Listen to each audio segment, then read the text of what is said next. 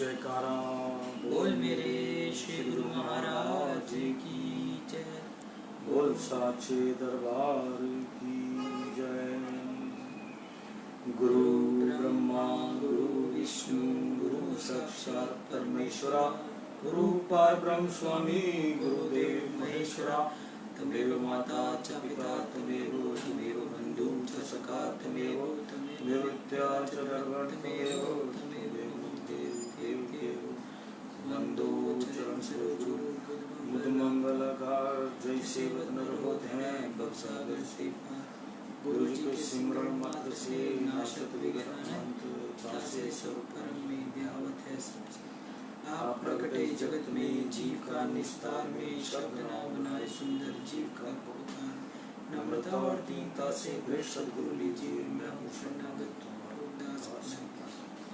जयकारा बोल मेरे श्री गुरु महाराज की जय। आज 15 अगस्त 2020 वार शनिवार हम अमृतवाणी सेवा ट्रस्ट एवं श्री हरिहर सत्संग मंडल की तरफ से अपना दैनिक सत्संग आप लोग के सामने प्रस्तुत करते हैं। आज बहुत बड़ा शुभ दिन है। आज हमारे परम पूजनीय श्री सद्गुरुदेव महाराज छठी पातशाही जी का हमारा जन्मदिन है, अवतरण दिवस है। तो मैं उस पर लाखों लाख सभी को बधाई देता हूँ और अपना जो है मालिक से प्रार्थना करता हूँ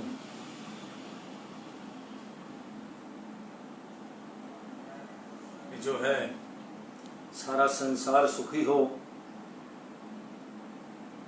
और हमारे मालिक जो हैं उनको 24 घंटे अपने बच्चों की बहुत चिंता रहती है। जब भी मथा टेकने जाता हूँ मैं अपने प्रभु के चरणों में, तो हर बार मुझसे पूछते हैं ये सब ठीक है, और बड़ी खुशी मिलती है, बड़ा आनंद मिलता है। ऐसे लगता है कि दुनिया का सब कुछ मिल गया मुझे। जब भी अभी कई समय से कोरोना के टाइम से दर्शन करने नहीं जा पाया, लेकिन मैं हर मंथ जो है कई सालों से जा रहा हूँ, और जब भी मुझे टाइम मिलता है और मैं जाता हूँ मालिक के पास, और बड़े प्यार से आशीर्वाद मिलता है। बड़ा पूछते हैं कि क्या सब ठीक है, और मन खुशियों से भर जाता है। आज मैं उनको जन्मदिन की हमारे गुरु महाराज जी के लाखों लाख बधाई हो। सभी हमारी संतों को, हमारे गुरु भाई जो इस टाइम सुन रहे हैं, सभी को बधाई हो। और सभी मालिक अपने चरणों में इसी तरह जो है उनकी आज्ञा का पालन सभी हम करते रहें, और उनके जो है दिखाए हुए रास्ते पर जो है अपना चलते रहें। इसी में हमारी भलाई है, क्योंकि महापुरुष जो है वो अपने बच्चों के लिए हमेशा जो है अच्छे रास्ते पर चलने के लिए ही कहते हैं। तो आज हम अपने मालिक का शुरू करते हैं। अमृत वचन। जिस शिष्य के साथ अध्यापक की रहनुमाई हो वह शीघ्र ही प्रवीण हो जाएगा। इसी प्रकार जिसके हृदय में सद्गुरु के वचनों का आधार होगा वह सर्व शिक्षाएं सफलता से आ जाएंगी। महापुरुष फरमाते हैं कि साधु को अपने इष्ट देव के अतिरिक्त अन्य किसी का भी आश्रय नहीं लेना चाहिए, तभी एक चित्त होकर भक्ति सेवा और भजन अभ्यास हो सकेगा। अन्य किसी के सहारा रहने वाला गुरु कृपा से वंचित रह जाता है। जो संतों के लिए बात लिखी है कि जो है साधु संत महात्मा, इनको अपने मालिक के अलावा और किसी का सहारा नहीं लेना चाहिए। जब परिवार छोड़ दिया तो परिवार का नहीं लेना चाहिए। जब संसार छोड़ दिया, संसार के किसी भी ना राजा ना महाराजा किसी का भी सहारा नहीं लेना चाहिए। अपना जो है प्रभु का सहारे के ऊपर जो है ये संतों के लिए कहा गया है कि लेना चाहिए। नहीं तो आप जो है गुरु के कृपा से जो है वंचित रह जाएंगे, क्योंकि वो देखेंगे कि ये तो हम संसारियों को भी नहीं लेना चाहिए। वैसे तो उनको भी अपने मालिक का सहारा ही लेना चाहिए, अपने भगवान का सहारा लेना चाहिए।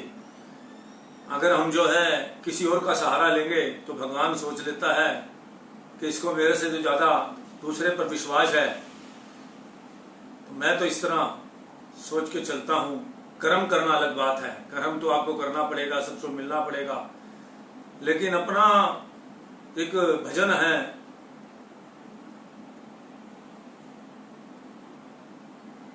जो है बचपन में जो है गाया जाता था, बहुत पुराना भजन है। मंदिरों में भी लोग, हम जाते थे अपनी मदर के साथ, तो वो गाना भजन सुनते थे, अस्सी डोरा सुटियाँ, तो मुझे थोड़ा याद नहीं आ रहा। तो अपनी जो है पतंग की डोर जो है मालिक के हाथ में दे देनी चाहिए, तो हमारा सिस्टम कल्याण ही कल्याण है। वैसे तो प्रत्येक मनुष्य को संयम से चलना चाहिए, परंतु साधु को तो इस बात का विशेष ध्यान होना चाहिए।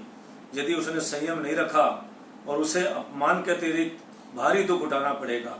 सादा भोजन करो, सादे वस्त्र पहनो, कम बोलो, नींद पर विजय प्राप्त करो, बेकार मत बैठो, वाद विवाद ना करो और आज्ञा में ही जीवन यापन करो, तो जीवन सुंदर बनेगा।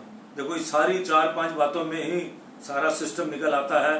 कितनी चीज़ों से हम बच जाते हैं। सादा भोजन करो, सादे वस्त्र पहनो, कम बोलो, तो पंगा नहीं होगा, झगड़ा नहीं होगा, नींद पर विजय प्राप्त करो, अपना 8 घंटे सोना बहुत ज़रूरी है। तो इसी तरह अपना ज़्यादा आलसी बन जाओगे, ज़्यादा सोओगे तो, बेकार मत बैठो, वाद विवाद में ना करो और आज्ञा में ही जीवन यापन करो, जीवन सुंदर बनेगा। प्रातःकाल उठकर पहले नाम जपो, फिर अपने कार्य करो।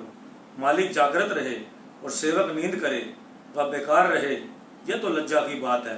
तुम सदैव सदगुरु के चरणों में बैठे रहो अथवा उनके चरणों से तार जुड़ी रहे, तो दुख और माया निकट नहीं आएगा और सदा प्रसन्न रहोगे। जब तक कोई व्यक्ति विषय वासनाओं से सख्त, उसे नाम रस आ ही नहीं सकता। इसलिए नाम रस चखने के लिए विषय रस त्यागना ही पड़ेगा और अभ्यास में दिल लगाना होगा। संसारी सुख ना अधिक मिलने पर प्रसन्न हो, न कम मिलने पर दुखी हो। उस सच्चे नाम को अपना जानो, जो न घटता है न बढ़ता है। अपने लक्ष्य को सम्मुख रखो और यह भी मत भूलो कि गया समय पुनः लौट कर नहीं आता। प्रमाद ना करो, क्योंकि प्रमाद कहते हैं आलस को, क्योंकि पुरुषार्थ के बिना कुछ भी प्राप्त नहीं होता। परिश्रम से स्वास्थ्य, सम्मान और शक्ति उपलब्ध होती है। कितनी बड़ी बात कही। मेहनत करेंगे तो स्वास्थ्य भी अच्छा रहेगा, शरीर चलेगा, तो मेहनत करने से शरीर चलेगा, जल्दी बूढ़े नहीं होंगे और इज्जत भी मिलेगी, क्योंकि मेहनत सही दिशा में करेंगे तो शीत सम्मान और शक्ति भी उपलब्ध होगी। कहीं केवल शरीर से सेवा करते हैं, कहीं दिल से अर्थात श्रद्धा से सेवा में तत्पर रहते हैं। पहले वालों से दूसरे अधिक लाभ में हैं, चाहे देखने में कुछ कम ही करते हों। यदि छोटे छोटे अवगुणों को नहीं सुधारोगे तो अंततः बड़े अवगुण के बंधन में बंध जाओगे। छोटे छोटी चीजों से ही सब चीजें बनती हैं। आज हमारा शरीर भी अणु परमाणुओं से इकट्ठा हुआ है, जो सूक्ष्म से सूक्ष्म चीजों से हम इकट्ठे होने के बाद जो है हम अणु परमाणुओं के खेल से हम सारा ये पृथ्वी, आकाश, ये पानी, कितना कुछ ये हमारे परमहंस जी समझाते हैं हमें कि कितने अणु इकट्ठे हुए तो शरीर अपना जो है पानी बनता है, कितने से आकाश बनता है। ये सब अणु परमाणुओं का खेल है, जो आज तक वैज्ञानिक नहीं समझ पाए। संतों को सब पता है, विज्ञान भी पता है, संतों को धर्म का भी पता है, विज्ञान का भी पता है। ये लाखों वर्ष हमारे ग्रंथ सब भरे भरे हैं। पहले भी हमारे संत महापुरुषों के पास इतनी ताकत थी, जो हमारे हथियार बनाने तक की सारी विद्याएं हमारे ग्रंथों में श्लोक के माध्यम से लिखे हुए हैं। आज भी मेरे पास एक बुक है जो किसी को देने के लिए मना की गई थी, उस टाइम किसी संत ने मुझे दी थी। तो बहुत पुरानी बात बता रहा हूँ, मैं किसी दोस्त के साथ गया तो उन्होंने मुझे जो है, वो उनके जो है गुरु थे, तो वो बताते थे कि ये संतों की माया कितनी अजीब होती है, और ये बिल्कुल सच है। जब शरीर अपने योग से, आपको पता है कि संत जो होते हैं, जो पहुंचे हुए संत होते हैं, वो अपने शरीर का अंग अलग कर लेते हैं। ये जो है बहुत कम लोगों ने ये क्रिया देखी होगी संतों को करते हुए, लेकिन जो है किसी का, सभी का जो है भाग्य नहीं होता इस चीज़ों को देखने का। और संत जो हैं उनकी और बातें बताऊं तो आप हिल जाओगे। संत वो कर सकते हैं जो दुनिया में कोई नहीं कर सकता, जिनको हम सही संत मायनों में पहुंचे हुए संत कहते हैं। उन जैसे संत जो हैं पता नहीं क्या क्या कर सकते हैं, सोच भी नहीं सकते। तो संतों की दुनिया अलग है, संतों की माया अलग है। बस हमें इतना समझ लेना चाहिए कि हमें ज़्यादा, हम संसारी लोग हैं, ज़्यादा हमारा दिमाग इतना नहीं चलता, हमें बस थोड़ी बुद्धि में ही, क्योंकि हमने संतों बनना नहीं, लेकिन हमने अपने आप को मुक्ति करनी है तो हमें वो सारे साधन अपनाने पड़ेंगे। तो इस पढ़ाई में तो हमें बैठना ही पड़ेगा। अगर आप सोचते हैं कि मुझे 84 के चक्रों से निकलना है, 84 लाख जोनियाँ थोड़ी नहीं होती कहने का बात है, उसके बाद मनुष्य जन्म मिलता है, ये बहुत कीमत की बात है। आपको बताया है, जो संत बार बार हमें बताते हैं, जो लोग इस चीज़ को नहीं समझ रहे और जो समझ रहे हैं और वो अपनी मुक्त होते जा रहे हैं, उनको मुक्ति मिलती है।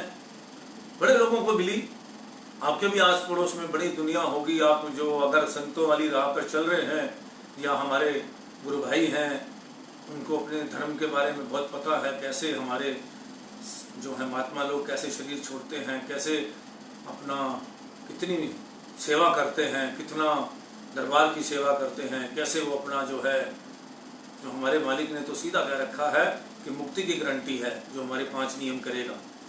तो इसलिए आप आज जो है हमारे स्वतंत्रता दिवस भी है, हमारे देश का आज़ाद हुआ था इस दिन हमारा देश, लेकिन आज़ाद तो हो गए हम, लेकिन उन बंदरों से आज़ाद नहीं हुए जो आज भी हमारे दिमाग में घुसे हुए हैं।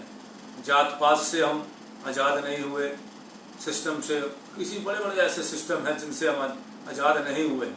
देश तो आज़ाद कर लिया हमने। मैं आपको एक बात बताऊं देशभक्ति की।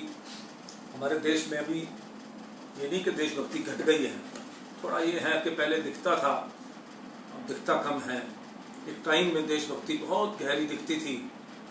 जो है मुझे भी पहली पिक्चर जो है सिनेमा हॉल में देखने का जो सौभाग्य प्राप्त हुआ था, सौभाग्य ही कहूँगा मैं, कि मैंने भगत सिंह की, उस टाइम की बहुत पुरानी पिक्चर है, उस टाइम पहली पिक्चर मैंने जाके सिनेमा हॉल में देखी थी और भगत सिंह का करैक्टर मेरे अंदर बस गया और आज तक जो है वो करैक्टर निकलता नहीं मेरे अंदर से। कुछ ऐसी चीज़ें बातें होती हैं, आज मैं उन लोग तो दिखावे के लिए करते हैं। मैंने भगत सिंह के घोड़ी का गाते ना, घोड़ी, उसको घोड़ी कहते हैं, जो है उसका जो गीत है बना हुआ, तो पुराने टाइम में गाते थे। मेरे जिस्म दी खल ला के ते देना झंडा एक बना, जदों भारत देश आज़ाद होवे देना लाल किले लहरा। इस तरह के भजन जो घोड़ी कहते थे। और जदों भगत सिंह सरदार नू दिता फांसी दा हुक्म सुना, उदी होवन वाली नार नू किसे दसिया पिंड विच जा। वो प्रेम दी खातिर तुर पई, वो कहंदी रब्बा मेल करा। जदों पहुंची विच लाहौर दे मिली जेल दरोगे नू जा। उतों हुक्म दिता सरकार ने दिओ मुलाकात करवा। पिंजरे विचों जदों तकिया शेर ने, कोई सुंदरी है खड़ी आ। उदे हंजू तक के बोलिया, बोली कौन है तू समझा। वो बोली तेरी होवन वाली ना रहा मेरे दिल दे मालका। तो भगत सिंह आगे से कहते हैं मेरी शादी कद दी हो गई। तो इस तरह करके बचपन में मुझे ये पूरा रटा हुआ था, पूरी घोड़ी जो है, और बड़ी लय से बोलता था। तो देशभक्ति जो है मेरे अंदर इस ब्लड में चलती है, जो है एक मालिक की भक्ति और एक देशभक्ति, ये मेरे ब्लड में है, ऐसे चलती है। जब मैं देश के, मुझे खाना भी नहीं चाहिए देश की बातों, जब देश की बात चले, देश के लिए कोई बात हो, इसीलिए मैं उन लोगों को पसंद करता हूँ। आप किसी को भी करो, किसी भी लीडरों को पसंद करो, मुझे वो लीडर सबसे ज़्यादा अच्छा लगता है जिन्होंने देश के लिए कुर्बानियाँ दी। लाल बहादुर शास्त्री, सरदार पटेल, जिन्होंने सिर्फ देश के लिए जिए, सुभाष चंद्र बोस, देश के लिए जीते थे वो। उन्होंने कभी जात पात, कभी सिस्टम को नहीं देखा। जब भी आप पढ़ के देख लीजिए, चंद्रशेखर आजाद, ठीक है, उनको बाद में उतनी बड़ा मुश्किल से सब कुछ मिला, अभी तक शायद शहीद का दर्जा नहीं दिया गया। तो इस तरह करके जो है, कोई बात नहीं, ये दर्जे दुर्जे तो वो अपने मन में लेके चले गए। जो भगवान के दरबार में जब गए होंगे तो उनके लिए कितने ढोलकी चिमटे बजे होंगे जब उन्होंने देश की आज़ादी के लिए, चाहे हमारे सुखदेव थे, चाहे हमारे राजगुरु थे, चाहे बेनी प्रसाद बोस थे, क्या नाम था उनका, जो भी कल मनाया गया भी उनका, छोटी सी उम्र के अंदर उन्होंने फांसी ली। तो इस तरह करके जो है हमारे कितने देशभक्त जो हैं, आज उनको चाहे सम्मान मिले ना मिले, सुभाष चंद्र बोस जी हमारे जो हैं वो इतना अंदर रहे, लीडरों की वजह से रहे या जैसे भी रहे, ये तो बहुत बड़ी बात है। लेकिन उनको कोई जरूरत नहीं थी संसार में किसी से शाबाशी लेने की, क्योंकि कितनी बड़ी बात है कि उस आदमी का ब्रेन देखिए, सुभाष चंद्र बोस जी का, उतनी बड़ी सेना बनाई देश को आज़ाद करने के लिए, और किस तरह से उन्होंने उस जमाने के अंदर जब साधन भी नहीं होते थे, और जब है इतनी बड़ी हमारी सेना बनाकर उन्होंने अंग्रेजों को भगाया यहाँ से। तो आज़ादी जो ऐसे कोई प्यार से तो कभी मिलती नहीं है, और ना मिली है। लाखों शहीदों ने, लाखों आदमी शहीद हुआ, लाखों। किस तरह से हमारे देश को, आज कोई इस आज़ादी को समझ नहीं पाएगा, क्योंकि मैंने आज़ादी में जन्म जरूर लिया है, लेकिन मैंने वो टाइम अपने परिवार से, अपने बुजुर्गों से बैठकर सब सीखा है। जब देश का बंटवारा हुआ, किस तरह से गाड़ियां भर भर के कट कट के आती थी, और किस तरह से कई लोगों ने अपने परिवारों को ही काट दिया था। 20 लाख आदमी बताते हैं, कोई 30 लाख बताता है कि उस टाइम हमारे लोगों ने जब आज़ादी के बाद बंटवारे के टाइम जो है अंग्रेजों ने किस तरह से फूट डाला किया, और जिस तरह से हमारे लीडरों ने किया, तो ये सब उस टाइम के वक्त की बातें हैं। पता नहीं मैं उस टाइम होता तो मैं क्या सोचता। ये बातें जो हैं समय के साथ चली जाती हैं, क्योंकि मैं विश्वास करता हूँ नेचर पर। नेचर ने ऐसा लिखा था, ऐसा होना था, इसी तरह सब कुछ होना था, और इसी तरह सब कुछ हुआ। क्योंकि बगैर परमात्मा के इस तरह ही आज़ादी मिलनी थी, क्योंकि हर चीज़ खून मांगती है, हर चीज़ जो है शहीद मांगती है, त्याग मांगती है, तभी उस आज़ादी का जो है याद रखते हैं। अगर हम इतनी शहीद हमें ना दिया होता, इतना दर्द ना होता। आज माँ के पेट में बच्चा अपने माँ से क्यों, माँ जो है अपने बच्चे से प्यार क्यों करती है, इसका कभी कारण आपने ढूंढा है? 9 महीने अपने बच्चे को वो पेट में रखती है, और उसने उसकी हर चीज 8 तक उसको पूरी एक एक पल उसने अपने बच्चे के साथ 9 महीने या 8 महीने या 8.5 महीने उसने एक एक पल अपने बच्चे की जो है याद में गुजारा होता है। जब उससे पूछो, क्योंकि मैंने तो ऐसा सुना है और जब देखा है, हमारे भी बच्चे हुए हैं, आप सभी के बच्चे हुए हैं। आपने कभी लेडीज को बारीकी से नहीं पूछी वो सारी बातें कि बच्चा कैसे पेट में जो है घूमता है, वो एक एक पल कैसे महसूस करती है, जो है लेडीज औरत जो है अपना बच्चे को किस तरह से 9 महीने में उसका पूरा ध्यान कंसंट्रेट अपने बच्चे पे होता है। क्योंकि जब उसके पेट में है बच्चा तो उसको वो पाल रही है, तो उसका ध्यान किधर होगा, तो किस तरह एक उसको इस तरह से प्यार हो जाता है। क्या सोचते हो कि आज ये दूसरी कोख लेकर जो बच्चे पैदा हो रहे हैं, क्या उन बच्चों से एक बड़ा सोचने का विषय है। जो गोद लेने वाली कोख लेके, गोद जिसको एक इंग्लिश में क्या कहते हैं कि जो है वो क्या कहते हैं उसको, तो आज जो मदर्स बन रही हैं, वो जो गोद लेने वाली, दूसरे के गोद में बच्चा पैदा होता है पेट में और उनको वो दे देते हैं। तो आजकल ये सिस्टम नया चला है कि वो ना वो माँ दर्द सहेगी ना वो महसूस करेगी, तो क्या उस बच्चे का उस माँ के साथ प्यार होगा? तो मदर, हाँ सरोजन मदर, हाँ जो भी है, तो वो क्या उसकी जो है उस बच्चे का, जो बच्चा दूसरे की गोद में पला होगा, दूसरे में वो जो है अपना बच्चा जो है दूसरे की गोद में, ना वो बच्चा बाप महसूस करेगा वो प्यार, ना वो माँ। इसीलिए कहते हैं कलयुग क्यों आएगा? कलयुग का बढ़ावा इसीलिए होगा क्योंकि प्यार इसीलिए नहीं होगा अपने बच्चों से, क्योंकि बच्चा पाला ही नहीं होगा अपने पेट में, तो उसको क्या दर्द होगा अपने बच्चे का?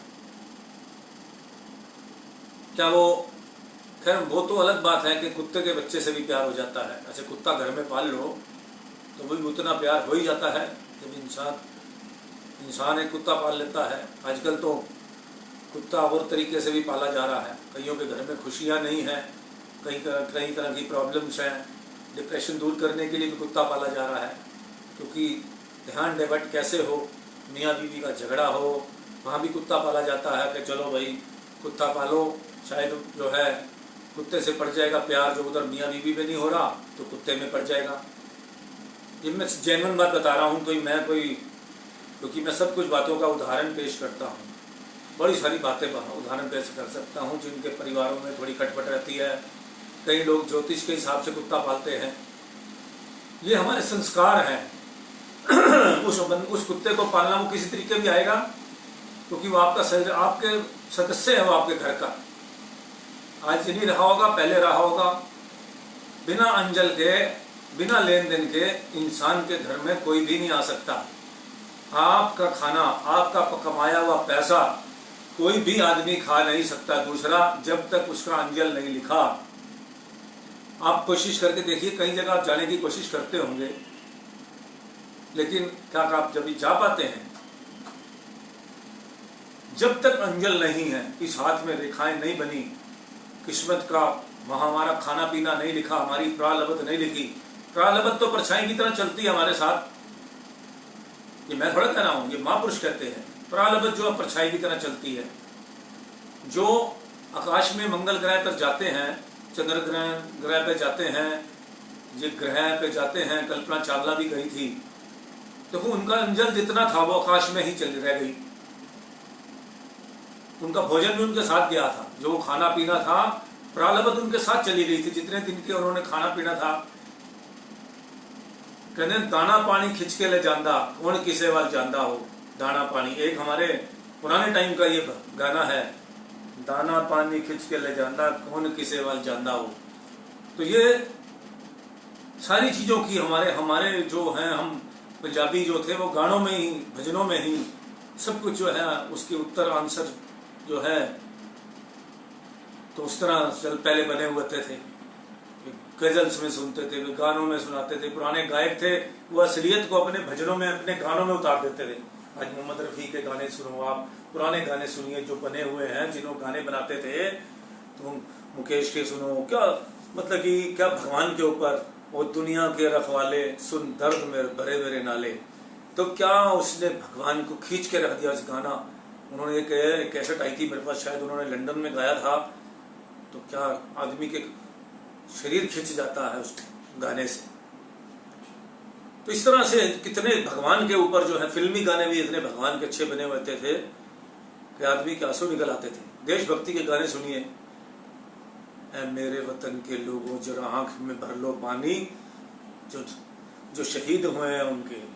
आज से आते हैं क्या गाने? आज भजन बनते हैं ऐसे? क्या नहीं बनते, क्योंकि अंदर दर्द ही नहीं है। न शहीद पे कोई गाना बना सका है। पुराने जब भी कोई, आज भी कोई शरीर छोड़ता है फौजी हमारा, तो आज भी पुराने ही शहीदों के जो है गाने, जो भजन चलाए जाते हैं उनकी शहीदी पर। दे दी हमें आज़ादी बिना खटक बिना ढाल साधु, तो साबरमती के संत तुझे करने, इस तरह करके महात्मा गांधी के भजन हैं, या दूसरे हैं, या कोई शहीदी, कितने शहीदों पे भजन है, गाने हैं। वो सब पुरानी फिल्मों के बने हुए, पुराने गायक बनाते थे, क्योंकि दर्द होता था उनको देशभक्ति का। आज देशभक्ति भी दिखावे की बहुत ज्यादा रह गई है। सच में कह रहा हूं, देशभक्ति भी आज जो है ना, देखा देखी है, भेटो चाल है। आज हमारे देश में हर चीज में भेटो चाल है। इमोशनल नहीं है लोग, प्रोफेशनल हैं। क्योंकि ये किसने बनाया प्रोफेशनल? ये विदेशियों ने बनाया, मल्टीनेशनल कंपनी वालों ने बनाया। उन लोगों ने प्रोफेशनल बिजनेस को बनाया, हमने प्रोफेशनल अपने सिस्टम को बना दिया। अपने घरों में भी प्रोफेशनल चलने लग गए। अपने बच्चों को एटीट्यूड की क्लासेस कराने लग गए, एटिकेट्स की नहीं, एटीट्यूड की क्लास कराने लग गए। ये सारा कुछ जो है गलत कहां से हुआ? हमें नकल के लिए अकल नहीं थी, हमारे पास नकल की हमने। अकल नहीं की हमने, अकल इस्तेमाल नहीं की। अब कर रहे हैं बच्चे आज के, शायद आज के बच्चों को जब वो उस गलत काम में घुसते हैं उसके बाद जो है कलम में जाने की अकल तो ले ली हमने, हुक्का में जाने की तो अकल तो ले ली हमने। हमारी सरकार ने उसको टैक्स का सिस्टम बना दिया कि अगर पैसा कमाना है तो इन गलत कामों से कमाओ। सिगरेट पे लिख दो पीने के लिए, इससे कैंसर होता है। और पूछो कैंसर वाले को कि कैसे होता है। जब उसको कैंसर होता है तो उसको पूछो कि उसकी क्या हालत होती है, कैंसर होने वाले से पूछो कैसे तड़पता है वो। मैं तो खुद देखा है, 2 साल मैंने कैंसर वार्ड में गुजारे हैं, तो मैंने अपनी आंखों से सारा कुछ देखा, मरते हुए देखा है दुनिया को। हर दिन में एक मौत देखी है मैंने। ये लोग, सरकार ने तो लिख दिया कि इस पीने से ये नुकसान होता है, और टीवी जब कोई भी पिक्चर स्टार्ट होती है सिनेमा हॉल के अंदर उसका कैंसर का वो दिखाते हैं, मुंह कटे हुए फटे हुए, कितने गंदे गंदे सीन दिखाते हैं। एक सेकंड के लिए लोग डरते भी हैं, पर उस सीन पे लोग आंखें बंद कर लेते हैं। और सरकार को टैक्स मिलता है, गुटखे से टैक्स मिलता है। गुटखा बंद थोड़ा होता है, घूम फिर के उसको तरीके से चलो मिक्स मसाला, कभी उसको माउथ फ्रेशनर के नाम से सरकार को टैक्स चाहिए, बंदे मार के टैक्स चाहिए। आप देखो, सोचिए कितनी बड़ी बात है। एक आदमी ने गलत चीज खाई, उसको छूट दे रखी है आपने, सिगरेट पीने की, गुटखा खाने की, हर चीज की छूट दे रखी है। उसके बाद फिर वो बीमारी हो जाती है। अब उस बीमारी जिसने पैदा की, और उसमें डॉक्टर क्या कहता है, डॉक्टर कहता है कि ये गुटखा खाता था इसलिए बीमारी हुई, उसने प्रूव कर दिया डॉक्टर ने। तो फिर गुटखे वाले पे केस क्यों नहीं हुआ? कोई कर सकता केस? गुटखा बनाने वाले पे सरकार उस पे केस करे, कोई नहीं कर सकता कि भाई आपका गुटखा खाने से मेरे, तो किसी ने, गुटखे वाले ने कहा था कि जाके मेरा गुटखा खा लो, क्योंकि सरकार ने तो लिख दिया ये खाने के लिए हानिकारक है। अब किसी ने कहा सिगरेट से लंग्स खराब हो गए जी। अब किसी ने, अब वो केस कर सकता है कि, क्योंकि डॉक्टर ने तो प्रूव कर दिया कि इसके लंग्स खराब हुए हैं, तो सिगरेट पीने से खराब हुए क्योंकि ये सिगरेट पीता था। तो क्या हम केस करने जाते हैं उसके ऊपर? कोई ऐसा है सिस्टम? ये हमारे सरकार के रूल हैं, डबल चूड़ी का नट है, किधर भी चढ़ा लो। सरकार के जितने भी कानून हैं, उसी कानून से आदमी फंस जाता है, उसी कानून से आदमी बच जाता है, किधर मर्जी घुमा लो। लैंग्वेज की प्रॉब्लम है, जब वकील भी करते हैं तो थोड़ा इधर से इधर घुमाया, इधर से इस बात को घुमा दिया। तो ये सारी बातें जो हैं, बाकी गेम क्या है? हमारे कर्मों की गेम है, जो हम इसमें सिखाते हैं आपको। धर्म क्या सिखाता है? किसी पे ब्लेम ना करना। धर्म ये सिखाता है कि अच्छे काम करोगे अच्छा आपको मिलेगा, और बुरे काम करोगे तो बुरा मिलेगा, ब्लेम नहीं। हम अच्छे काम करेंगे, किसी पे ब्लेम किसकी नहीं दें। आप चोरी करोगे तो आपको सजा मिलेगी, आप फ्रॉड करोगे आपको सजा मिलेगी। देखते ही हैं रोज अखबारें भरी हैं फ्रॉड की, कई हजार करोड़ का फ्रॉड हो गया, क्या हो गया। जो बच जाते हैं भगवान उनको अलग से भी सजा देता है। ये नहीं कि सरकार ने सजा दे दी तो उसके बाद सरकार, आप, क्योंकि सरकार ने तो टेम्परेरी जितनी अपने हिसाब से सजा रखी है, लेकिन भगवान के दरबार में वो सजा पता नहीं कितनी ज्यादा हो सकती है, क्योंकि आपने तो सजा भुगत ली अकेले ने, क्योंकि आपने कर्म किया, लेकिन उस कर्म से और लोगों का कितनी जीवन बर्बाद कर दिया, कितनों को सिखाया वो गंदा कर्म। भगवान के दरबार में सजा का तरीका ही अलग है। प्रूफ कर देता हूं, आप आ जाइए। उनका भगवान का सजा का तरीका तो बड़ा ही अजीब सा है, उसमें तो पल पल की बात है जो हम लोग नहीं समझते। हम सोचते हैं सरकार की सजा से बच गए, चलो सरकार की सजा से किसी तरह वकील अपील ने बचा लिया, फिर आगे कैसे बचोगे आप? आपका कोई मालिक तो है नहीं आगे, ना आपके कोई संत हैं, कोई महापुरुष हैं, कोई मालिक नहीं है, कोई गॉड फादर नहीं है आपको पार लंघाने वाला। और जिसने आपको पैदा किया है वो निराकार प्रभु है, वो पूरा हिसाब लेगा। वो उसने छोड़ रखा है नीचे अपने मंत्रियों के, अपने यमदूतों के, जो भी उनके नीचे एक सिस्टम बना हुआ है। क्या आप सोचते हैं कि बिना सिस्टम के संसार चल रहा है? ब्रह्मांड के अंदर घूम लीजिए, आज तक हमारा अभी उपग्रह गया था ऊपर चंद्रयान गया था हमारा, वो सक्सेस पूर्वक उतर नहीं पाया, और पूरी कामयाबी की गारंटी थी कि उतर जाएगा। इतना वो जो हमारा चंद्रयान अभी गया था लेटेस्ट, चंद्रयान 2 गया था, और उस पर रिसर्च होता रहा कि ये क्यों नहीं उतरा, क्यों नहीं उतरा, क्यों। अब वो प्रकृति है, हवा पानी सिस्टम, वो आपको अपनी भेद पाने ही नहीं देगी, अपना भेद नहीं पाने देगी। जितना भेद नेचर अपना दिख देना चाहती है, आज तक ऋषि मुनि जी ही सिर्फ जो है भगवान की भेद पा सके हैं। आप वहां तो मथुरा वृंदावन में जहां पे भगवान रात को आते हैं, वहां पे कोई रात को रुक कर दिखाए और उसका भेद तो आप पा नहीं सके कि वहां क्या होता है। रास लीला होती है, भगवान कृष्ण के लिए सारा सामान रखा जाता है, रात को दातुन रखा जाता है। अभी मैंने वीडियो परसों चौथ आई थी वहां की, तो नंदनवन की, शायद नंदनवन उसका नाम है, जहां पे भगवान जी रात को आते हैं, उस वन में सखियों के साथ लीला करते हैं। और वहां पे कोई भी आदमी जो है सुबह जो है वो अगर कोई उसको देख नहीं सकता, जब तक नेचर नहीं चाहेगी। और जिसको भगवान ने दिखाना है, अर्जुन को 3 लोक का दर्शन कराए, तो उस टाइम तो सभी देख रहे थे, कोई सभी ने कोई वो 3 लोक के वो चक्षु दिए भगवान ने अर्जुन को महाभारत के युद्ध में।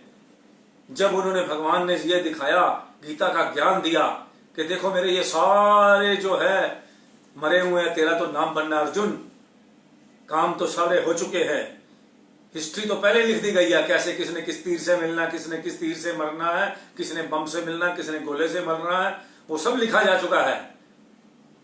ये तो सिर्फ एक कर्म बनना है, तुम्हारा सिस्टम बनना है, बस तुम तो करता हो, तुमने तो बस ऐसे तीर चलाए जाओ, अपने आप लगे जाएंगे।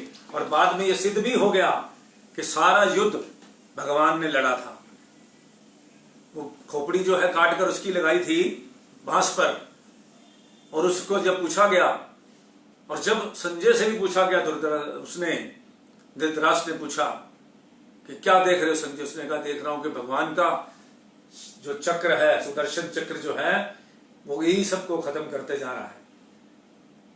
और फिर भगवान ने युद्ध में के बाद में भीष्म पितामह जी ने पूछा कि आपने गारंटी ली थी, भगवान कृष्ण ने को कहा कि आपने कहा था कि मैं युद्ध में मैं इन्वॉल्व नहीं होऊंगा, तो आपकी इन्वॉल्वमेंट क्यों हुई? क्योंकि आपने चक्र, आपका सब जगह जो है आपका सुदर्शन चक्र ही सब काम कर रहा था।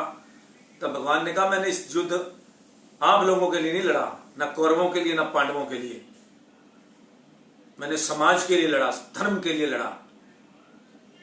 भगवान के आगे कोई जीत सकता है जो धर्म की लड़ाई लड़े? जो भगवान तो पूरा न्याय करता है, जो निराकारी प्रभु जो है वो न्याय करता है, उसके आगे कोई नहीं रोक सकता। अब हमारी आ जाती है गुरुओं की बात। जब हम गुरु भाई हैं, गुरु का नाम लेते हैं, गुरु के उसके ऊपर चलते हैं, फिर हमारे साथ स्ट्रांग एक हमारे मालिक होते हैं, हमें किसी चीज की परवाह नहीं होती। जब हमने उनके हिसाब से, उनके नियम से, उनके सब कुछ नाम जपा होता है, जब हम मालिक के दरबार में जाते हैं, खाली हाथ नहीं जाते। हमारे साथ हमारे मालिक का हिसाब जाता है, तो हमारे को मालिक ने जो भी हमारे को नाम भक्ति की दात दे रखी होती है, उसका हमने पालन किया होता है, तो हमारे लिए अलग रास्ता बनता है।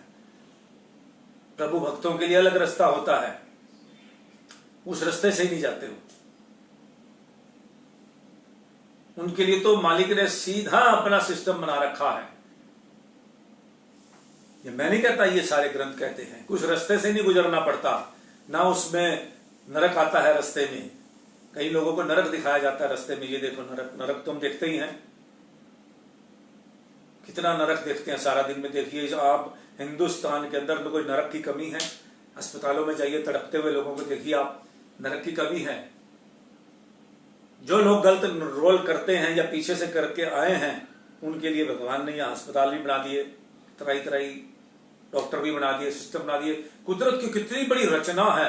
जब आप उस सारी रचना को समझ लोगे, जितने भी संत महापुरुष सारी रचना को समझ लेते हैं, जब सब जगह से समझने के बाद एक डॉक्टर है, प्रोफेसर बनता है, लेक्चरर बनता है, उसके पास सारी डिग्रियां प्राप्त करने के बाद उसका लास्ट कहना क्या होता है कि भाई इंसान के हाथ में कुछ भी नहीं है, ना किसी को पैदा करना इंसान के हाथ में है। बड़े से बड़े बंदे से लास्ट उसकी लैंग्वेज क्या होती है? फौज लड़ी जाती है, जब युद्ध लड़ने के बाद ब्रिगेडियर से पूछो, कर्नल से पूछो, सभी से पूछो, तो वो इतने चमत्कार देखता है उसके अंदर भगवान के। वो लास्ट में क्या कहता है कि मालिक साथ थे भाई। जो सच्चाई की तरफ खड़े होते हैं भगवान, और वो नजर आते हैं खड़े हुए। भगवान बुराई की तरफ, बुरा वाले हैं, बुरे आदमी के साथ भगवान नजर नहीं आते बिल्कुल भी। उनके साथ राक्षस नजर आते हैं। भगवान लड़ता है, धर्म का युद्ध लड़ता है। आज भी किसी भी तरह जाओ, जो भी शरीफ आदमी का, एक आपको मैंने कथा आपने इसमें सुनी होगी, जिसके अंदर एक संत है, उनका मिठाई खाने का बड़ा दिल करा। उन्होंने, मुझे ये कथा मेरे दिल में बैठी हुई है ये, तो उसके साथ संत को जलेबी की तरफ देख रहे थे वो, उनका बड़ा दिल किया जलेबी खाने का। तो भगवान ने देखा मेरे बच्चे को, ये हमारे जो साधु हैं, इसको जो है जलेबी खाने का बड़ा दिल है। भगवान खुद आ गए, उसके अंदर भगवान विराजमान होते हैं किसी भी सिस्टम के अंदर। भगवान तो सभी में हैं, बस हलवाई ने फटाफट देखा कि इस साधु को जलेबी का दिल कर रहा खाने का। उसकी आंखों में देखा थोड़ा इसका दिल है जलेबी खाने का, 2-4 जलेबियां उसको पत्तल में डाल के दे दी।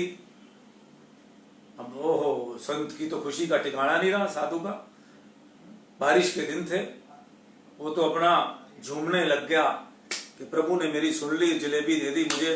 क्योंकि इतनी इच्छा होती है साधु संतों महात्माओं की, जो यहाँ बड़े भगवान के प्यारे होते हैं, उनको तो छोटी छोटी इच्छाएं होती हैं, लंबी लंबी इच्छाएं नहीं होती कि मुझे रॉकेट दे दे और मुझे हवाई जहाज दे दे।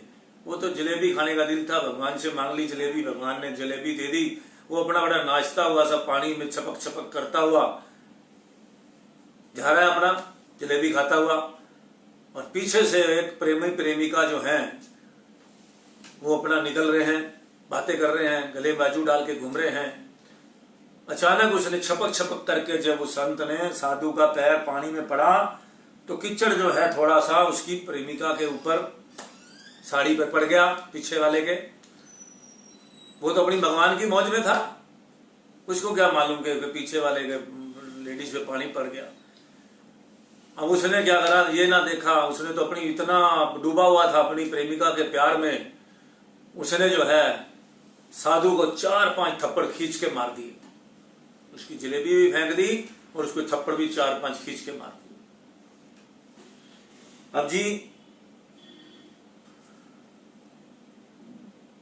चला जी, थप्पड़ बुप्पड़ मारे, बड़ा भगवान के आगे रुहासा हो गया। और थोड़ी देर में फिर खुश हो गया भगवान ने, भाई पता नहीं क्या गलती हो गई होगी मेरे से। अब उसने जो है वो सीढ़ियों पे चढ़ा, प्रेमी को जो है प्रेमिका को लेके, जो अपनी उसको लेके सीढ़ियां चढ़ा। अचानक उसका पांव फिसला प्रेमी का, और वो सीढ़ियों से धड़धड़ाता हुआ नीचे आ गिरा तो उसकी मृत्यु हो गई। जिसने मारा था संत को, अब उसको थोड़ा, जो प्रेमिका थी उसके मन में आई बात, कोई ना कोई गड़बड़ हो गई है।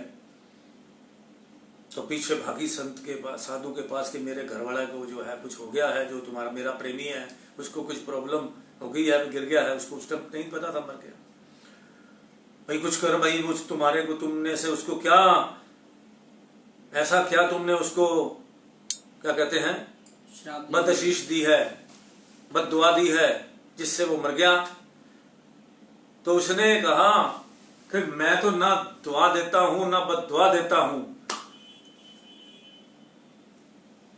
जब मेरे से कीचड़ पड़ा तेरे प्रेमी ने उसके जो है मुझे 4 थप्पड़ मार दिए,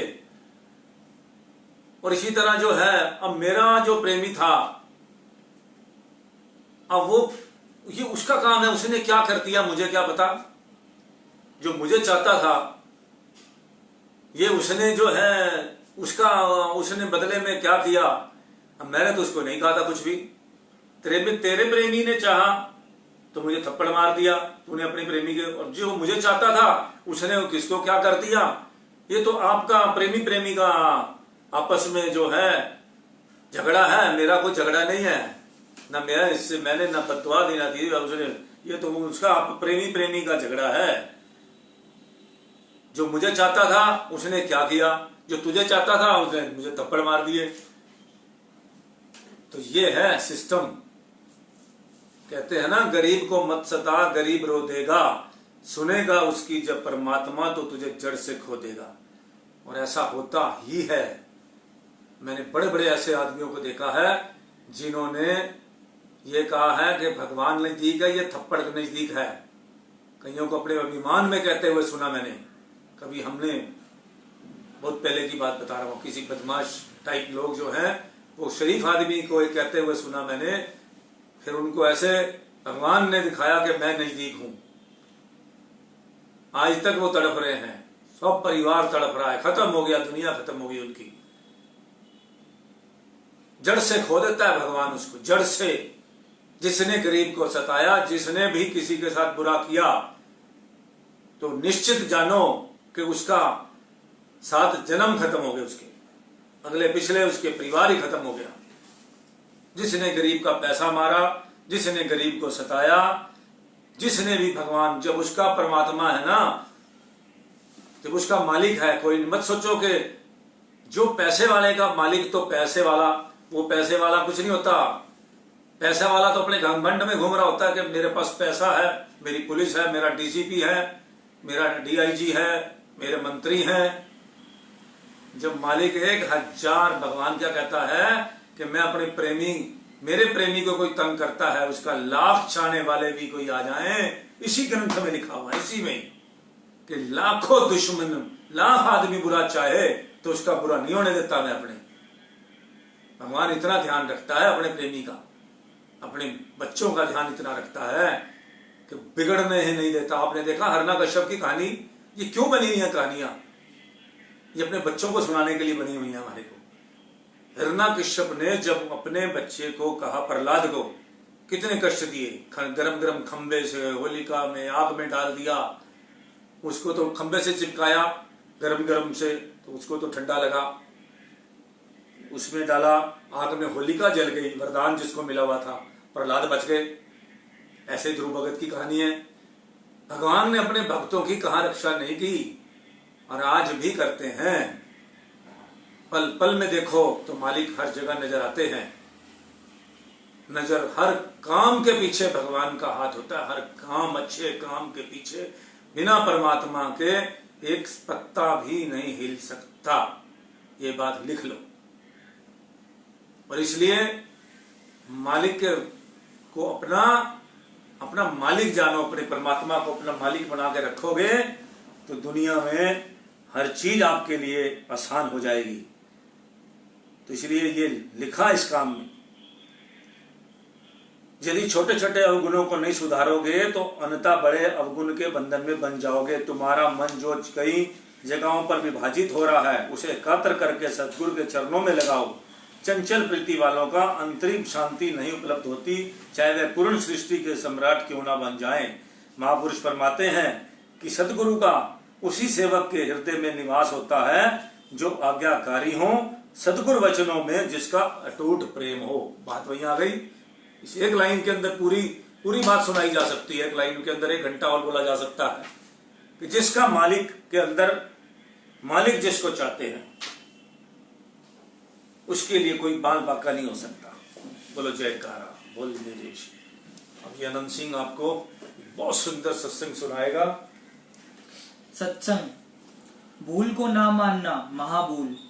अपनी अकल और बेगाना धन सबको बड़े दिखाई देते हैं, परंतु यह ठीक नहीं है, क्योंकि मनुष्य अधूरा है। वह सीखता है तथा आयु पर्यंत सिखाता है, लेकिन रहता फिर भी अधूरा है। पूरा नाम परमेश्वर का है। जो लोग बेगाने धन को बड़ा समझकर अपनी अकल के घोड़े दौड़ा दौड़ाकर धनवान बनने की इच्छा रखते हैं, वे मन करके अशांत रहते हैं। यदि कोई सुख शांति का इच्छुक है तो उसके लिए उचित है कि अपनी अकल को छोटा समझे तथा अपने धन को बड़ा समझे कि जो कुछ भगवान ने दिया है बहुत कुछ है। इस प्रकार चलने से मन शांत रहेगा। फिर दानाओं का कथन है कि मनुष्य गलतियों को पुतला है, इससे हर घड़ी गलतियां होती रहती हैं। विचारवानों का ख्याल है कि सफलता इसमें नहीं है कि भूल कभी ना हो, बल्कि सफलता इसमें है कि भूल दोबारा ना हो। फिर कहा कि गलती करनी गलती नहीं है, गलती को ना मानना गलती है। जो लोग गलती करके नहीं मानते, उनकी गलती अंदर ही अंदर दबी रहती है। जैसे डॉक्टर से अपनी बीमारी छुपाने पर बीमारी अंदर ही अंदर बढ़ती रहती है, एक दिन मनुष्य मृत्यु के मुख में जा गिरता है। ऐसे ही जो जीव गलती करके गलती को छुपाते हैं, उनका गलती अंदर ही अंदर बढ़कर अपने लिए विनाश का कारण बन जाती है। तथा जो लोग एक बार भूल करके क्षमा मांगने के पश्चात फिर बार बार वही भूल करते हैं, वे कभी उन्नति नहीं कर सकते। फिर कहा है, बुजुर्गी बा अकसलत ना बसाल तवारगी बतलिसत न बमाल। बुजुर्गी अकल से है, सालों से नहीं। एक व्यक्ति आयु में तो बड़ा है, परंतु अकल उसकी कम है, तो वह बुजुर्ग नहीं है। बुजुर्ग वह है जिसका अकल बड़ी है और आयु चाहे कम है। जैसे उदारता इसमें नहीं है कि घर में धन बहुत है, बल्कि उदार वह है जिसके घर में चाहे माल कुछ भी नहीं, परंतु दिल विशाल है। अकलमंदी इसमें है कि इंसान अकलमंद होता हुआ भी स्वयं को अकलमंद ना समझे, गुण ग्राहक होता हुआ भी स्वयं को अकलमंद ना समझे। गुण ग्राहक बुद्धि बनावे, क्योंकि दूसरों के गुण ग्रहण करने की आदत से आदमी स्वयं गुणवान बन जाता है। जैसे कहा है, सिमटी सिमटी जल भरी तलावा, जिमी सदगुण सज्जन पे आवा। जो लोग दूसरों के अवगुण चुनने के आदि होते हैं, वे एक दिन स्वयं अवगुणों का घर बन जाते हैं। जो केवल दूसरों के गुण निहारते हैं, वो एक दिन स्वयं गुणवान हो जाते हैं। बोल जयकारा बोल मेरे श्री गुरु महाराज की जय। सत्संग प्रवृत्ति में निर्वृत्ति। संसार और संसार की सकल रचना प्रभु ने मनुष्य के लिए ही की है। उसका उपभोग करना भी है, किंतु युक्ति पूर्वक ही करना है। संत महापुरुष भी जीव को हर समय चेतावनी देते हुए फरमाते हैं कि अपने लक्ष्य को हर समय अपने सामने रखो। दो बातन को भूल मत, जो चाहे कल्याण, नारायण एक मौत को, दूजे श्री भगवान। अर्थात यदि अपना कल्याण चाहता है तो दो बातों को सदैव स्मरण रख।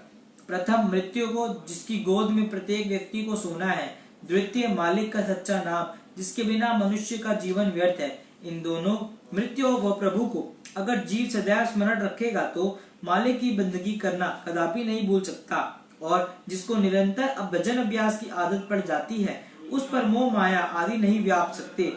ग्रंथ शास्त्रों में इस प्रकार के अनेक प्रमाण मिलते हैं। राजा श्री जनक जी का नाम प्राय सभी का सुना व जाना हुआ है। वे श्रेष्ठतम योगेश्वर और अपने समय के महापुरुष थे। साधना व त्याग की मूर्ति महान तपस्वी शुकदेव मुनि जी, जिन्होंने जन्म लेते ही संन्यास धारण कर लिया था, के गुरु थे। उनका जीवन आज भी विश्व के सभी जीवों के लिए अनुकरणीय है। किंतु उनके मंत्री को ही एक बार संशय हुआ कि महाराज स्वयं को जनक विदेही कहलाते हैं, जबकि ये हर समय मोह माया के आसक्त हैं और हर प्रकार के सुख ऐश्वर्य के पदार्थों का उपभोग भी हम जीवों की भांति ही कर रहे हैं। वह राजा जनक का मंत्री होने के कारण विवेकशील तथा ज्ञान बुद्धि वाला था, इसलिए उसने सोचा कि इस बात का भ्रम निवारण शीघ्र ही करवा लेना चाहिए। राजा श्री जनक को एक दिन वे एकांत में देखकर उनसे यह विनय की कि मेरे एक संशय को दूर कीजिए।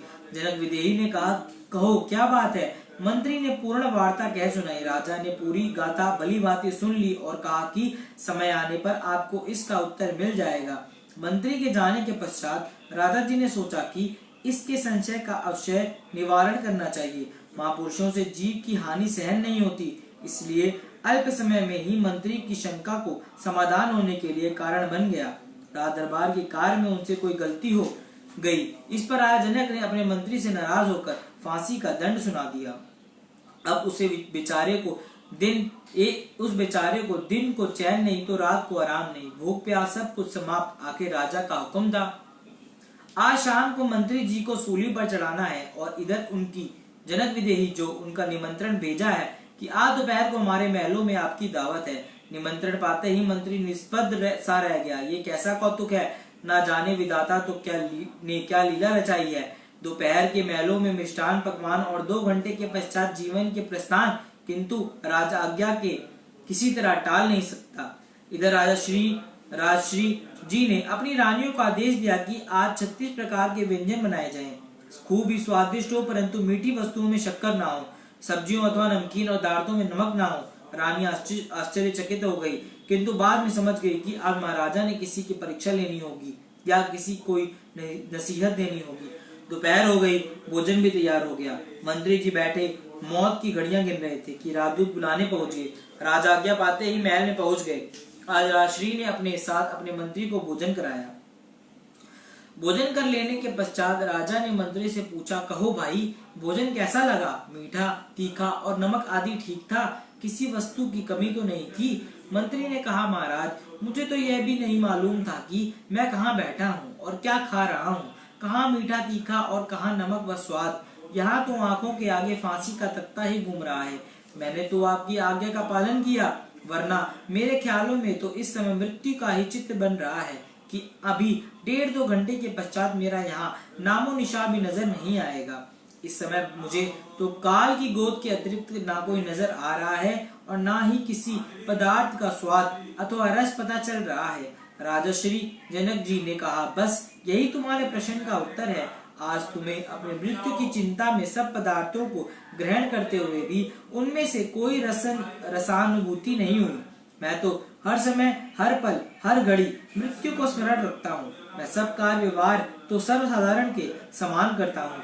मेरे कार्यकलापों को देखकर जन साधारण यही सोचते हैं कि मैं संसार को ऐशो इशरत के बंधन में बंधा हूँ, किंतु वास्तव में ऐसा नहीं है। सर्वसाधारण की भांति कार्य व्यवहार करता हुआ भी मैं जगत से अनुरक्त नहीं। रूप सौंदर्य की चकाचौंध करने वाली चमक दमक एवं भोग ऐश्वर्य की मोहक सामग्रियों का मुझ पर प्रभाव नहीं पड़ता। इस भांति संसार में रहता हुआ संसार से निर्लिप्त हूँ। महापुरुष फरमाते हैं कि शरीर से चाहे कार्य व्यवहार करते रहो, लेकिन अंतर्मन में मालिक के नाम का सुमिरन करो और अपना ध्यान उनके चरणों में ही रखो। संत जगजीवन दास जी ने समझाते हुए कथन किया है, सत समरत ते राखी मन, करिए जगत को काम, जग जीवन ये मंत्र है, सदा सुखम विश्राम। मानव शरीर के सभी कार्य व्यवहार पर अपने मन को मालिक के नाम को लगाए रखे तो इस कार्य को कभी चिंता व गम नहीं सता सकता। महापुरुष जगत से व्यवहार करने के लिए मना नहीं करते, अपितु उसके प्रति आसक्ति, अनुराग अथवा मोह करने के लिए मना करते हैं। वे तो हर समय यही शिक्षा देते हैं कि अपनी चित्त वृत्तियों को प्रगाढ़ संबंध मालिक के चरणों के साथ जोड़कर रखो और संसार के कार्य व्यवहार करते हुए सुखमय जीवन व्यतीत करने के लिए सच्चे लक्ष्य की प्राप्ति कर लो। बोलो जयकारा बोल मेरे श्री गुरु महाराज की जय।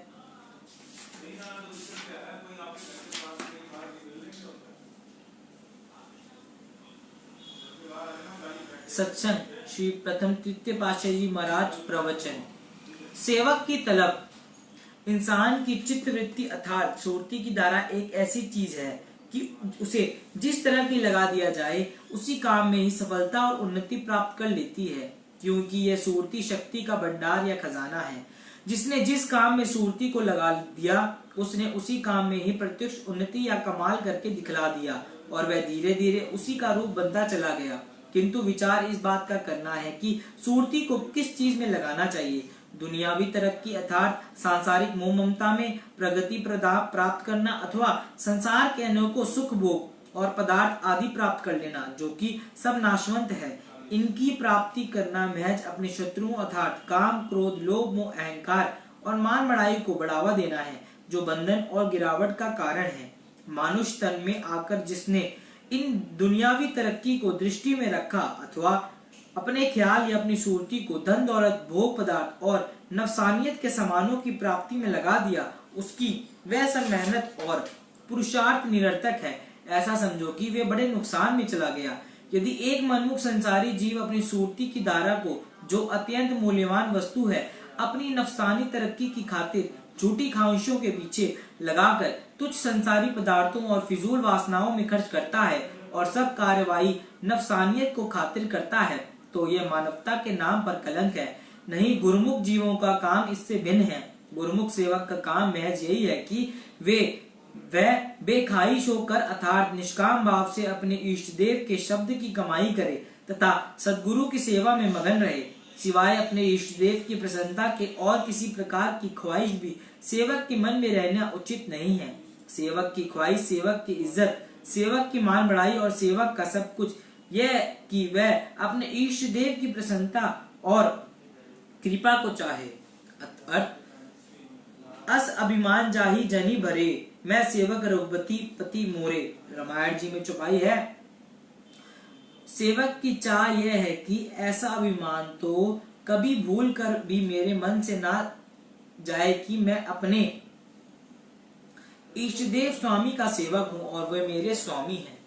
गुरुमुख सेवक की सारी कार्यवाही में गरज और प्रयोजन यही है कि कोई भी ख्वाहिश मन में बाकी ना रहे। सेवक जो भी काम करे वे अपने शरीर की या शरीर के संबंधों की या मन माया इंद्रियों और काम क्रोध आदि की सेवा के लिए ना हो, बल्कि उसकी सारी कार्यवाही अपने इष्टदेव की मौज के निमित्त हो। ऐसे प्रभु गुरुमुख सेवक की सेवा का मूल्यांकन नहीं हो सकता। यह जो परमार्थ का मार्ग, यह रूहानियत का सिलसिला है, ये कथनी का मार्ग नहीं बल्कि वह अमली कमाई का मार्ग है। इस मार्ग में सेवक अमली कमाई करता हुआ धीरे धीरे अपने मन की हालत को पलटता जाता है। इससे मोक्ष की अवस्था पैदा होती है। इससे बेख्वाहिशी या निष्काम सेवा से ही 4 प्रकार की मुक्ति अर्थात सालोक्य, सामीप्य, समुजय और सारूप्य प्राप्त होती है। एक दुनियादार इंसान जो भी काम करता है वह सब अपने नफस की खातिर या इंद्रियों के सुख के लिए ही करता है। उसकी ये इस कार्यवाही का मूल्य ही क्या है? जीवन भर की सारी दौड़ धूप का मूल्य फकत नफसानियत ही रह जाती है। किंतु उसकी अपेक्षा में जो सेवक निष्काम भाव से अपने इष्टदेव की सेवा करता है, ये सब कार्यवाही नफस के लिए नहीं बल्कि अपने इष्टदेव की खातिर होती है और उसका मूल्य अकथनीय है, जिसका अंदाजा तक नहीं लगाया जा सकता। इसलिए गुरुमुख सेवक को चाहिए कि वे अपने मन में किसी प्रकार की झूठी नफसानी ख्वाहिश ना रखता हुआ और अपने इष्टदेव की आज्ञा को दृष्टि में रखता हुआ अपने धर्म को पूरा करे तथा सिवाय अपने इष्टदेव को पाने के और किसी प्रकार की तलब या ख्वाहिश मन में ना रखे। क्योंकि सुरती की धारा को जिस किसी वस्तु की ख्वाहिश में लगाया जाएगा वह वस्तु तो कुदरती नियम के अनुसार अवश्य मिलकर रहेगी, किंतु उसकी ख्वाहिश का जो भयानक और दुखदायी रूप परिणाम है उससे क्यों कर छूट सकेगा। इसलिए याद रखो कि अपने नफस की खातिर या किसी प्रकार की झूठी वासनाओं की पूर्ति के लिए ऐसा कोई भी कर्म न किया जाए। जो गुरुमुख सेवक नफसानी ख्वाहिशों से ऊपर उठकर गुरु आज्ञा और गुरु सेवा से अपनी सुरती की धारा को लगाता है तो वह सब प्रकार के बंधन से मुक्त होकर मोक्ष पद को अधिकारी बनता है। श्री भगवान कृष्णचंद्र जी महाराज ने अपने परम भक्त अर्जुन श्री भगवत गीता में उपदेश फरमाया है, जो करे सो मेरी खातिर, जो धरे मेरे लिए, सादगी में मेरा आशिक क्या गजब होशियार है। मुझसे चाहे मुझको और मेरी परिस्थिति में रहे, दूसरी सूरत से जब देखो तेरी तभी बेजार है। यही एक नुक्ता है जिससे हम हमेशा ध्यान में रखना है और इसी पर अमल भी करना है। प्रेमी का तो केवल सदगुरु का प्रेम का ही तलब रहती है। नफसानियत और खुदी या मान बढ़ाई की ख्वाहिश प्रेमी को हरगिज नहीं होती। प्रेमी में खुदा या ममता की गुंजाइश ही नहीं है। जो मनुष्य जिस लक्ष्य को सामने रखकर काम करता है उसको तसव्वुर या ध्यान उसी में ही रहता है। दुनियादारी इंसान सब काम नफस के लिए और नफसानी धंधों की खातिर करता है तो उसका ध्यान भी उस ओर ही रहेगा, किंतु गुरुमुख सेवक की सारी कार्यवाही गुरु के खातिर है, इसलिए उसे ध्यान और तसव्वुर भी सदगुरु का ही आवेगा। नफसानियत की ख्वाहिशों को छोड़कर सदगुरु के ध्यान और तसव्वुर में मगन रहने वाला जीव सदा सुखी रहता है तथा नफसानी ख्वाहिशों को गुलाम रहने वाला जीव सदा दुखी रहता है। इसलिए अपने ख्यालों को सब नफसानी ख्वाहिशों की तरफ से हटाकर अपनी सुरती की द्वारा को सुदृढ़ता पूर्वक सदगुरु की सेवा, उनके शब्द और उनकी प्रसन्नता को प्राप्त करने में लगाए रखना चाहिए। यही गुरुमुख का अभिप्राय, प्रयोजक, उद्देश्य और उसका एकमात्र लक्ष्य होना चाहिए।